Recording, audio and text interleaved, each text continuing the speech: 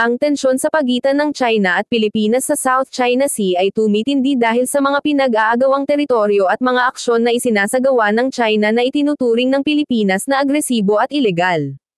Mga pangunahing isyu. Pag-angkin ng China, inaangkin ng China ang halos buong South China Sea, na binabatikos ng maraming bansa. Ito ay batay sa 9-dash line, na unang lumitaw noong 1947. Mga aksyon ng China, nagtayo ang China ng mga artificial na isla at mga instalasyong militar sa mga pinag-aagawang teritoryo, partikular sa Perecel at Spratly Islands. Desisyon ng Permanent Court of Arbitration, PCA, noong 2016, nagdesisyon ang PCA na walang legal na basehan ang malawak na pag-angkin ng China sa South China Sea, ngunit hindi ito kinilala ng China. Mga insidente at konfrontasyon. Mga pagbangga at paggamit ng water cannon, madalas na nagkakaroon ng mga insidente kung saan binobomba ng Chinese Coast Guard ng water cannon ang mga barko ng Pilipinas. Noong ika-11 ng Agosto taong 2025, isang Chinese Navy vessel ang bumangga sa isang Chinese Coast Guard ship habang hinahabol ang isang Philippine patrol boat malapit sa Scarborough Shoal.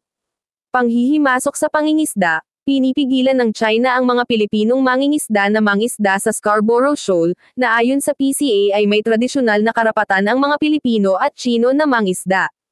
Aksyon ng Pilipinas. Pagpasa ng mga batas, nagpasa ang Pilipinas ng mga batas para tukuyin ang mga maritime zone nito sa South China Sea. Noong ika-8 ng Nobyembre taong 2024, nilagdaan ni Pangulong Ferdinand Marcos Jr., ang Philippine Maritime Zones Act at ang Philippine Archipelagic Sea Lanes Act para protektahan ang maritime resources ng bansa. Pag-file ng claim sa UN, nag-file ang Pilipinas ng claim sa United Nations para sa Extended Continental Shelf sa South China Sea upang mapalawak ang karapatan nito sa paggalugad at paggamit ng likas na yaman sa lugar.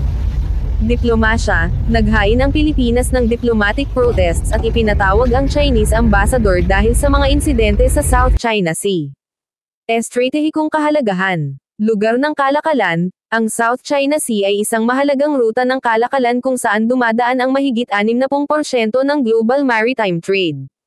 Lika na yaman, mayaman ang South China Sea sa lika na yaman tulad ng langis at natural gas. Pangingisda. Mahalaga rin ito para sa pangingisda, na nagbibigay kabuhayan sa milyon-milyong tao sa rehiyon. Dahil dito, patuloy ang tensyon sa pagitan ng China at Pilipinas sa South China Sea, at nananatiling isang malaking hamon ang pagresolba sa mga territorial disputes.